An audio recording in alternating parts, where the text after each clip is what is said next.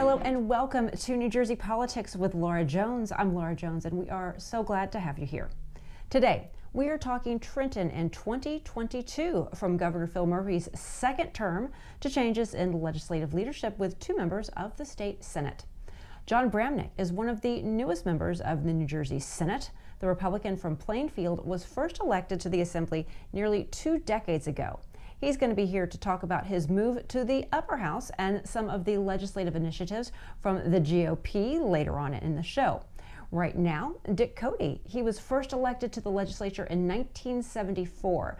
The Democrat from Orange, New Jersey, served as governor as well as president of the Senate. He represents the 27th legislative district, which takes in parts of Essex and Morris counties, and is the longest serving state lawmaker in New Jersey history. He joins us now, and we are happy to have him on the show. Governor, thank you so much for joining us. It's good to see you. My pleasure to see you and join with you and talk about issues and what's going on around New Jersey. It's hard to believe you've been around Trenton for 49 years, so you've seen a lot coming and going, and we're seeing some changes in leadership in Trenton. You've been Senate President. We now see Steve Sweeney leaving and a new leadership. So can you talk a little bit about what to expect in 2022? Well, it's going to be interesting because now we have a Senate President who is not focused on becoming governor. So you have to realize that President Sweeney, for those years, even under Christie, he was building a base to run in the Democratic primary of 17 and become governor. And that didn't work out. In fact, he didn't even get the run. Murphy had already co-opted that bid. And then, of course, for the next 4 years, he was continuing to line up support, hopefully, for a run for the Senate in 4 years. And now that obviously is going to be tough. Now, did I think he had any chance of losing a general election? No, not at all. So things can happen and things can change, and we're moving on. It's going to be a different Senate, a different body, and hopefully we can do the work of the people and not have to worry about who's running for this office or running for another office. But yeah, we that always seems to be looming in New Jersey. Even people will talk about Governor Phil Murphy as he's starting his second term. Does he have his eye on any other positions? Does he want to run for president? He said he doesn't have his eye on the presidency, and I said, like, why would you take that away? I didn't fully understand it, but that's his right. And he's saying he doesn't want to be president, so be it. Yeah. All right. Well, let's talk a little bit about some of the legislation that you'd like to see accomplished this year. COVID obviously is looming over, and it's difficult to get work done. But you've got legislation, and there are some things I'm really interested in that you're working on personally. And one I want to talk about is about student education, making sure that students are at reading grade level by 3rd grade. So can you talk a little bit about that? Yeah, for too long, and I was born and raised in Orange, obviously not a suburban community, but I loved it. Our people there were great, but it's so often, especially in our cities now, Laura, where we have our students in the 3rd grade not able to read proficiently. And if you can't, by the time you're in the 4th grade, read proficiently, your odds of becoming a successful person in society have dropped dramatically. If you can't read, the odds of succeeding in life, having a good marriage, raising a good family, go down dramatically. We've got to hit that and hit it head on. We have to have them have an opportunity to succeed in life and not be marked as a failure in the 4th grade, because that's what happens. Well, what do you propose doing to address this? Okay. Because I personally am very interested in this. I have children, and one in particular, he has a learning disability, so a different set of issues. But but education. I mean, is there anything more important than investing in our children's future? Because they're going to be the ones picking out our nursing homes. Well, the more we educate our children, the better citizens they become. Understand, and they should understand that they can have a life that's better than their parents had, just like my parents envisioned for us. I'm the first generation to ever go to college or live in a house. And I want those children coming up now to have the same feeling. No, you don't have to live in apartments all your life. You can learn, okay? You can go to college. I created a program called the STARS program with Senator Bryan some 15 years ago or so, where if your grades in high school are B plus and you qualify financially, we'll send you to junior college for free. And thousands of our residents, our young residents, have taken advantage of that program that I set up. So that's good. I see communities really changing before my eyes. I'm still a basketball coach, a lot of inner city kids, and life is changing, but I want to continue to have that change for them so that they can succeed and have a different life than their parents had. And I think that's ever so important. Yeah, and I think that that rings true. That's all my parents wanted for me, is to have more than they have, and that's what I want for my children, and all of us do. So they have options, so they're not stuck. And one of the things that you're also looking at, which I find very interesting, is a bill that is going to create a commission to study how phones are used with students and how it impacts everything from academics to if they feel like they're being bullied, and mental health. So how does that, I'm sensing a theme here of what you really want to address, not just education, but also the mental health of our young people. What is the effect then? Now, up until the pandemic, about once every 10 days, I would go into the school system, Laura, and speak right to the students and faculty about teenage suicide. When I grew up, and of course that's a long time ago, it was never talked about. It was never talked about really 30 years ago, or maybe 25. Today, it is every day in junior high school, in high school, and it happens. And we need to address it. We need to address it head on to let them know we want to help you. And if your friend is talking about it, if you stay silent, you've made a big mistake. A lot of times you read headlines, and it's so sad when you see a young person has taken their life, and then there's a phone number that goes up. And then you wonder, well, is that just, is there any meat behind the phone numbers that are out there? What more do you want to do to give people real tools? Because like you said, this is not becoming just the super rare, sadly, incident. Our hospitals are not only dealing with COVID, but, they're having to deal with young people who are attempting to take their lives, which is just, it's heartbreaking. It's mind-boggling. But like I said, it's happening every day in the state of New Jersey. Okay, so what I'd like to do, we're trying to raise the money to give schools the money to have mental health counselors in the school system. Right now, they're giving that job to guidance counselors. That's not their job. This is a specialty. This is different. We need mental health advisors in the school systems itself. That's when we'll get to the nitty gritty of the whole problem about this issue. They need to go somewhere where that person really knows how to handle that student. One of the interesting things, Laura, is when a student does commit suicide, the school systems are told, okay, you want to reach out, have a program, an assembly day, and honor that student. Well, that's the wrong thing to do, because unfortunately, there's young men and young women sitting in that audience and saying, oh, wow, they're saying all these nice things about Jim or Manuel or whomever, and they'll say that all about me. I mean, that sounds, quote unquote, bizarre, but it happens. So all the things around this issue are brand new, but as I said, we need to get mental health counselors in our schools, in our middle schools and in our high schools.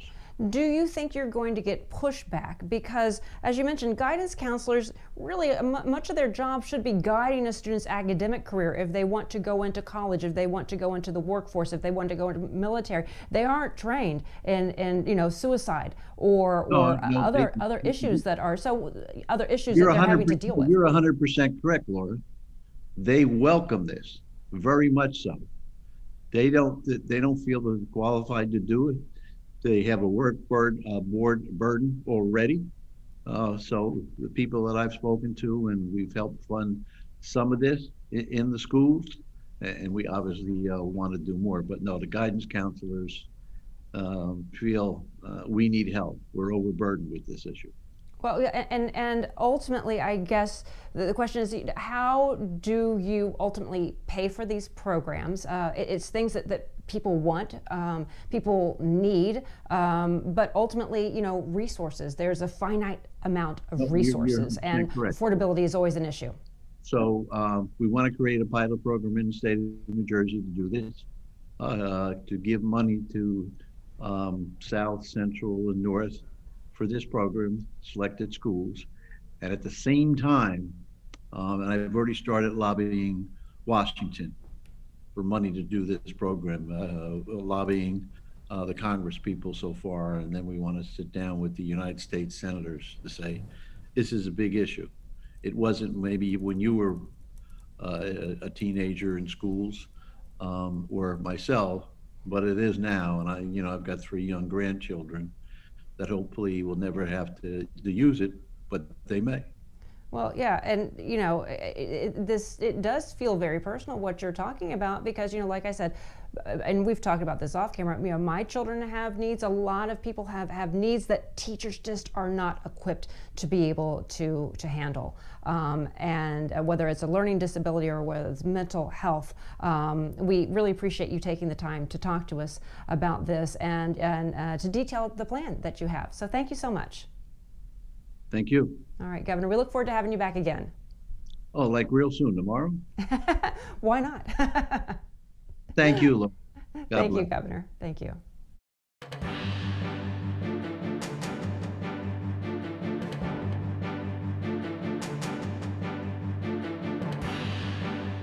From the longest serving lawmaker in Trenton to one of the newest members of the state Senate, we welcome Jon Bramnick to the show. Senator Bramnick represents the 21st District of New Jersey, which takes in parts of Morris, Somerset, and Union counties.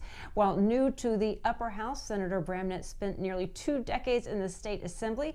He also shares the same birthday with me. It's a very exclusive club, the February 24th birthday club. Welcome, Senator. Good to have you here.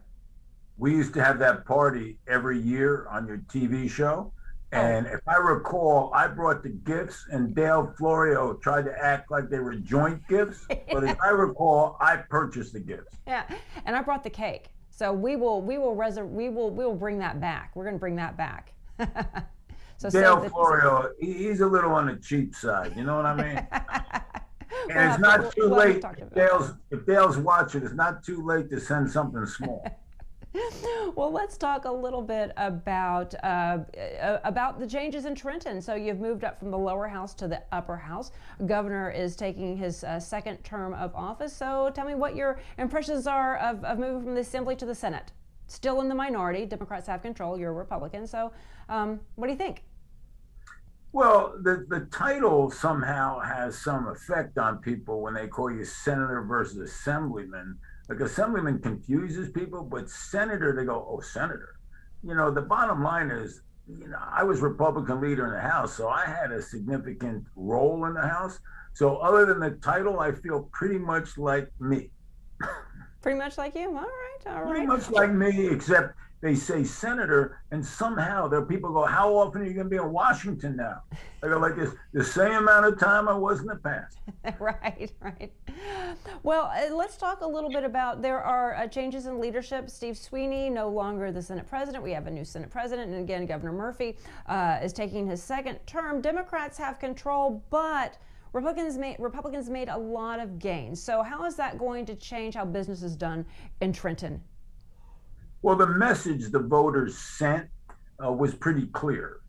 It's so-called a Democratic state, a million more Democrats, but Jack Ciattarelli was close. And also you saw Steve Sweeney, who was a good friend of mine, but he lost. So the message was, don't go too far to the left or the voters are going to bring you right back to the center. So I think this is a center, slightly left state, but I think that message was clear to the lawmakers. And you hear the speeches, which Craig Coughlin as the speaker, he's going to be the new speaker as well. And Nick Scuteri is the new Senate president. They both talked about affordability. They didn't talk as much about the social programs, more about affordability. So I think the Democrats got the message. So when you talk about affordability in New Jersey, a lot of it goes to how our property taxes, and that funds education. And we hear a lot about we have to change the way we fund education. So let's talk about affordability. What would the Republicans like to do to make the state a little bit more affordable? Well, if we cap local governments at 2%, why is the state raising a budget by 11%? You really have to cap state spending, and we've had a constitutional amendment for years requesting that the Democrats post it. Let's cap state spending, maybe a 2% increase. Everyone's got to be on a budget, and I think that's the problem. New Jersey's never been on a budget, so anytime a new program's pushed by a number of lawmakers who have political power, they push it. So you really have to cap state spending, or otherwise you're never going to affect property taxes, income taxes, business taxes, or sales taxes. Well, you bring an interesting point up, because the governor just had the State of the State. The next address will be the budget address. And New Jersey is under a constitutional mandate to have a balanced budget, but that doesn't necessarily mean one that doesn't see an increase. And I think that people may kind of lose that. Oh, well, we have a balanced budget, so that has a system of checks and balances, but that doesn't mean that taxes aren't going to go up. Well, a balanced budget means that if $100 million comes in, you can't spend more than $100 million. So let's assume you got a $10 million increase in revenue, but if you spend that $10 million, you haven't saved anything, you haven't reduced property tax. In addition, borrowing, which is permitted, is not really balanced spending. And so consequently, two things. One, if you have more revenue, don't spend it all. And two, stop borrowing, and then you'll start to lower property taxes. Let me ask you about moving into 2022. How confident are you that you'll be able to take on these issues of affordability, or even transportation trust fund, these issues, when we are still in the middle of a pandemic? And I know Republicans have wanted to hold hearings into talking about the governor's power and what the governor can and cannot do. So how do you strike that balance, and how confident are you that you're going to be able to get to these issues again in the middle of a pandemic?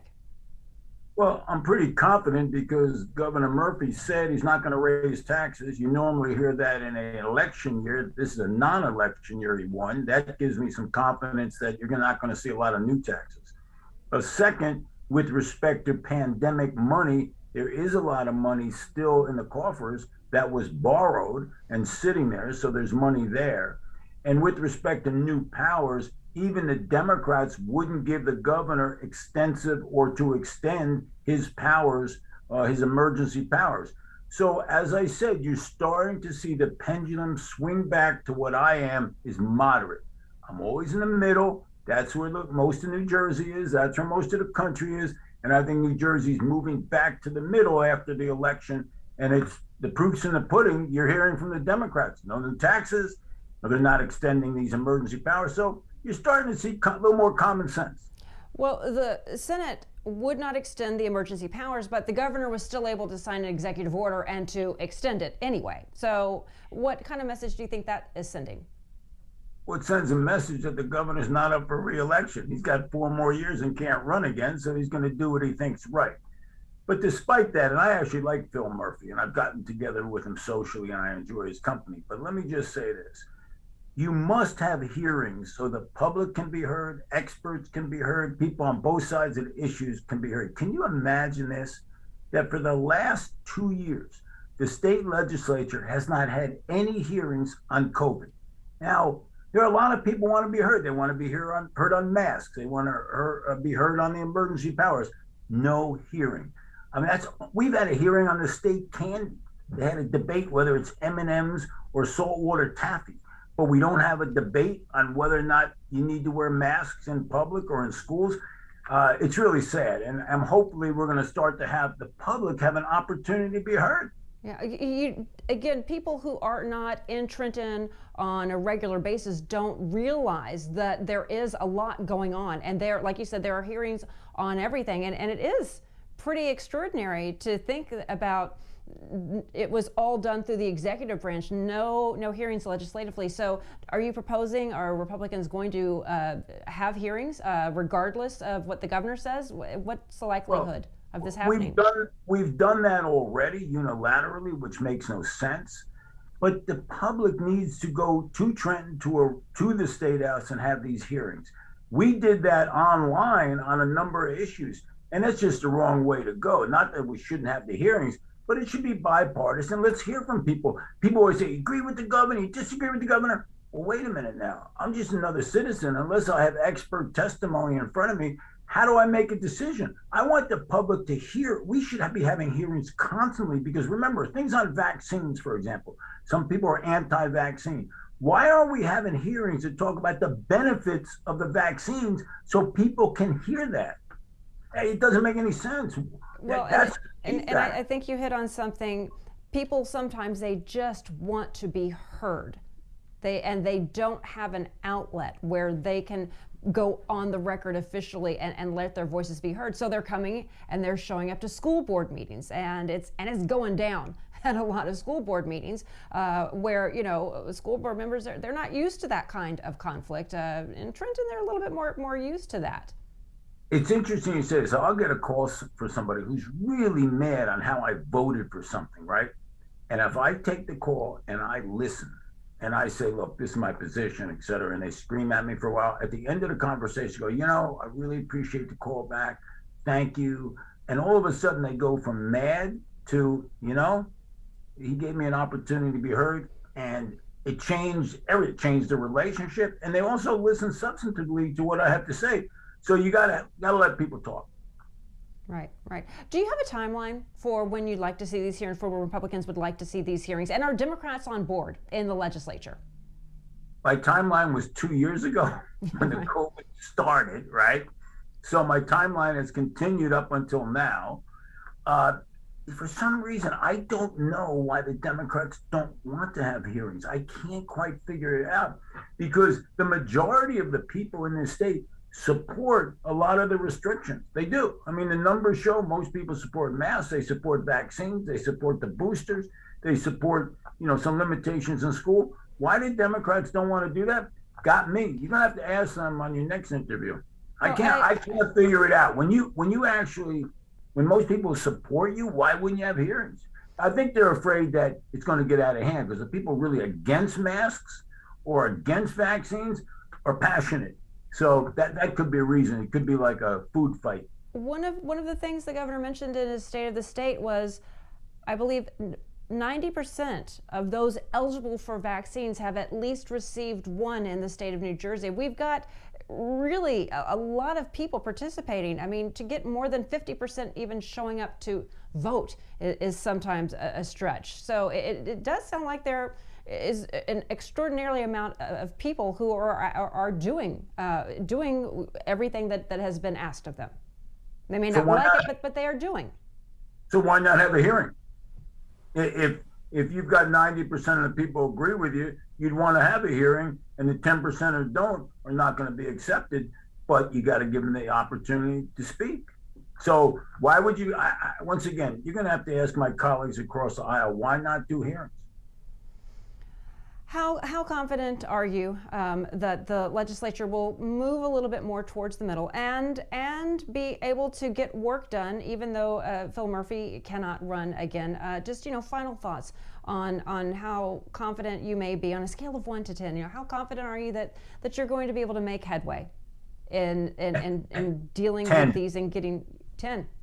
10, because as I said before, governor says no new taxes. Really, a Democratic governor says that. Sweeney lost to somebody to his right. We picked up 6 seats in the state assembly, picked up a seat in the Senate. So, yeah, they can read the tea leaves. Guess what?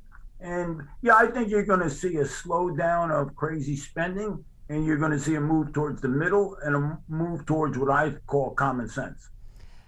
Well, Senator, we thank you so much for taking the time to talk to us, and we want to save the date, February 24th. And you mentioned Dale Florio. For people who are watching, may say, who is Dale Florio? He runs Princeton Public Affairs, so a very familiar face behind the scenes in Trenton. There are a number of people who have the February 24th birthday, so save the date, and thank you for coming on to talk to us today. Oh, thank you so much, and you have a great day. You too. And we thank all of you for watching and joining us. And we look forward to hitting you back here every week right here on New Jersey Politics. I'm Laura Jones.